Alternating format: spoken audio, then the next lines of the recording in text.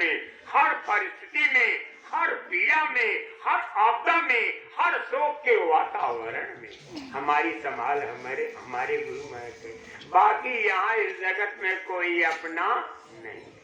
जब आप गाते बजाते चारों तरफ रहे कि अपना किसे कहूँ मैं, अपना किसे कहूँ मैं, अपना यान कोई, अपना जिसे बनाया, अपना जिसे बनाया, आया न काम कोई आपके काम आने वाला नहीं। आपका विश्वास डूब जाएगा, आपकी जमीन दरक जाएगी और सतह से आप हिल जाओगे। ऐसी परिस्थिति में भी मालिक आपको दिखा देंगे, देखो मैं तुम्हारे साथ। ये है प्रेम पक्का। देखत देखत ऐसा देख कि मिट जाए दुविधा और रह जाए एक। जब वो एक होकर के आपके अंदर में प्रकट हो जाएगा, तब आप कहोगे कि हे गुरु महाराज, मैं किसको धन्य कहूँ? आपको धन्य कहूँ कि आपकी कृपा को धन्य कहूँ कि आपकी कृपा से मैं सुरक्षित हूँ, वरना अब तक पता नहीं कहाँ का कहाँ पहुँच गया होगा। हे भाई बहनों, आप सबसे विनती है,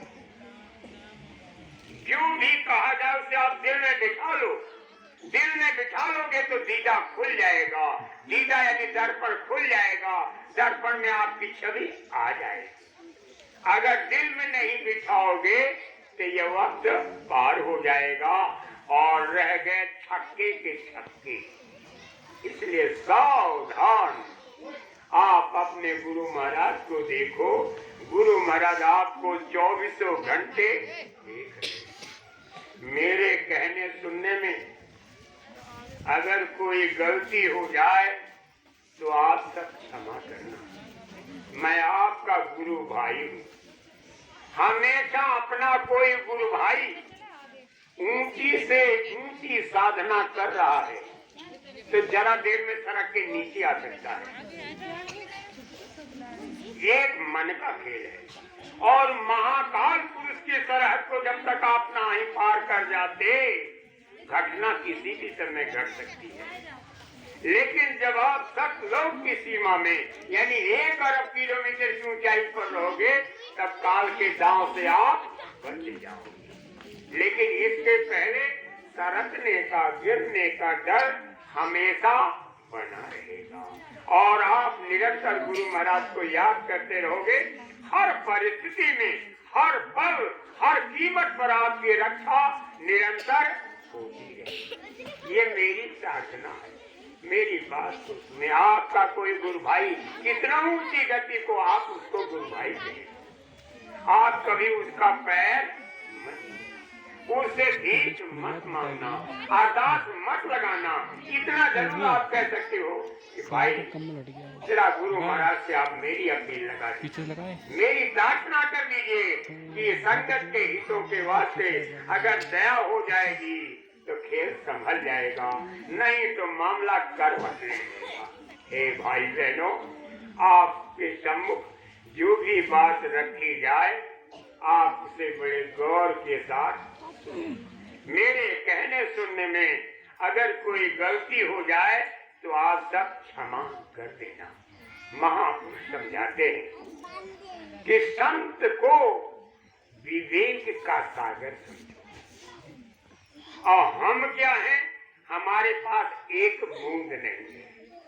बताइए हे मालिक, हम कितना बदनसीब हैं, एक बूंद के लिए तड़प रहे हैं और आप विवेक का सागर हो। महाराज ये राज हमको समझाइए, ये मेरी समझ से परे का विषय है।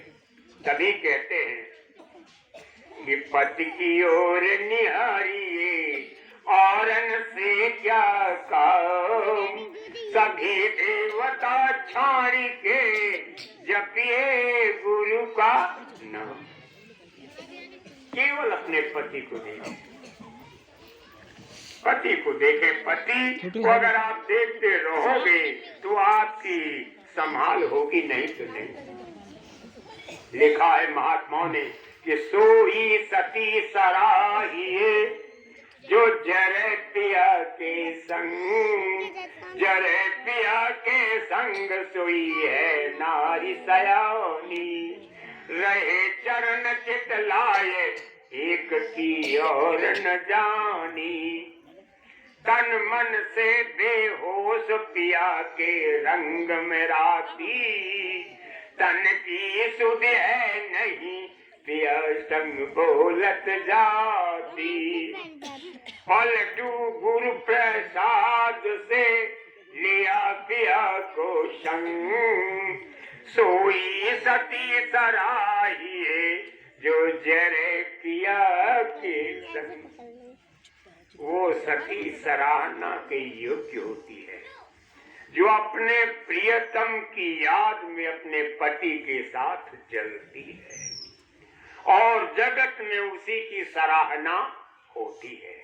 जब आपके अंदर चंचलता होगी, आपके अंदर अविवेक होगा, आपके अंदर शौर्य और पराक्रम की कमी होगी, तो आपको कोई लट्टू की तरह नचा सकता है, आपके मन को नचा सकता है।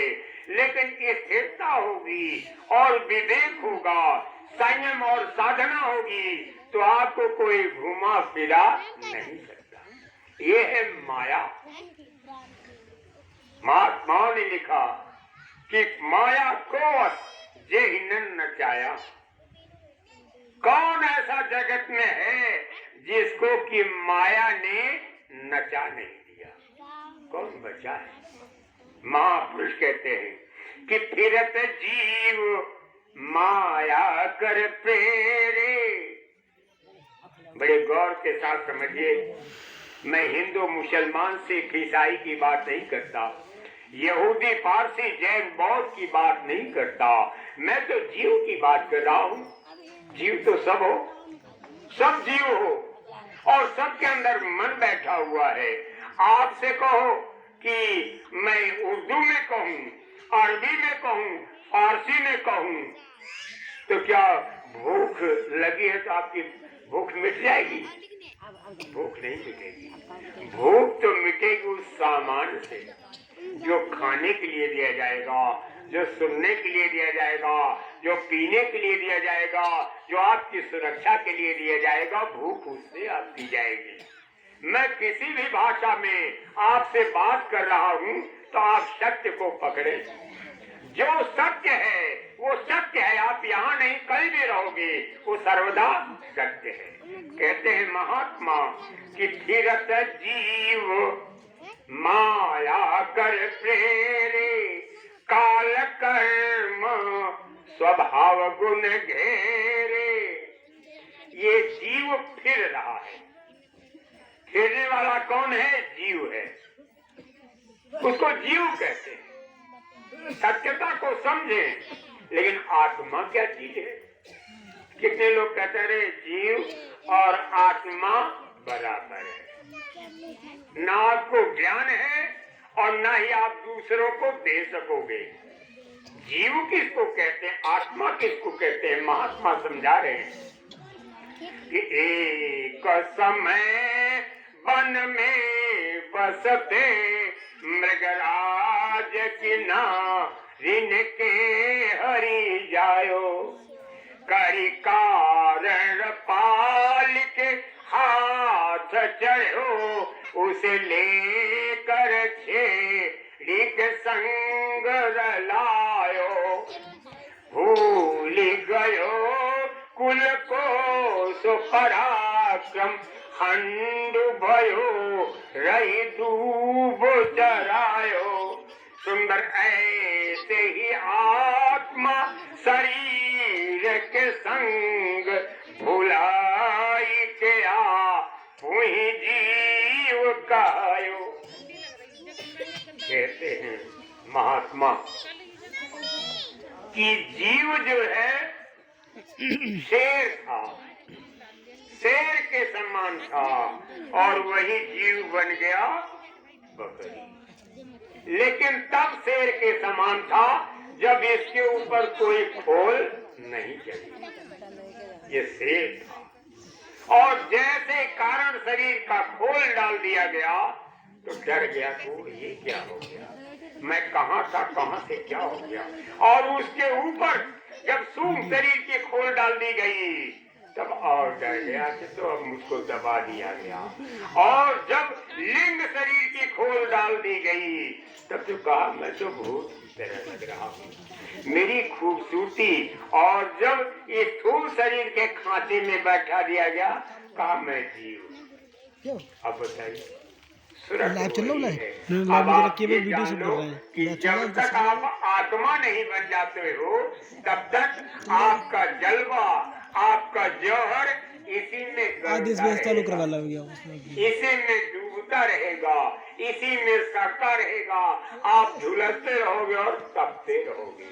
अगर बचना चाहते हो तो रास्ता एक ही है कि मैं तुम्हें देखूं तुम देख। आप हमारे गुरु महाराज को देखिए और हमारे गुरु महाराज आपको देख रहे हैं।